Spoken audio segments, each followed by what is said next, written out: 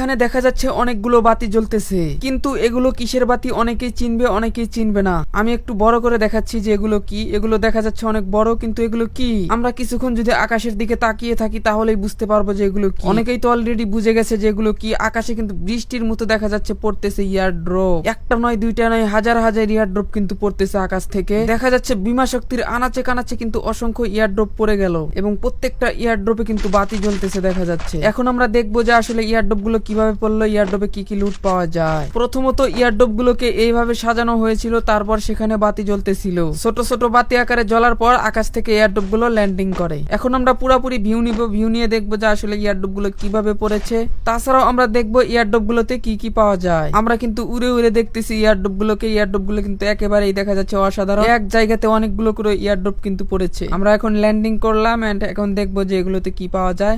এই লুট গুলোতে কিন্তু অনেক কিছু পাওয়া যাচ্ছে, মোটামুটি একেবারে জোস। আমি যদি চাইতাম যে সারা ম্যাপে এভাবে ইয়ার ড্রপ ফালাবো তাহলে কিন্তু ফালাইতে পারতাম। তোমরা চাইলেও কিন্তু ইজিলি এই ইয়ার ড্রপ গুলো ফালাতে পারবে কাস্টমাইজ করে। অতি শীঘ্রই কাস্টমাইজ তোমাদেরকে শিখিয়ে দেব। লাইক ফলো করতে ভুলবেন না। আল্লাহ হাফেজ।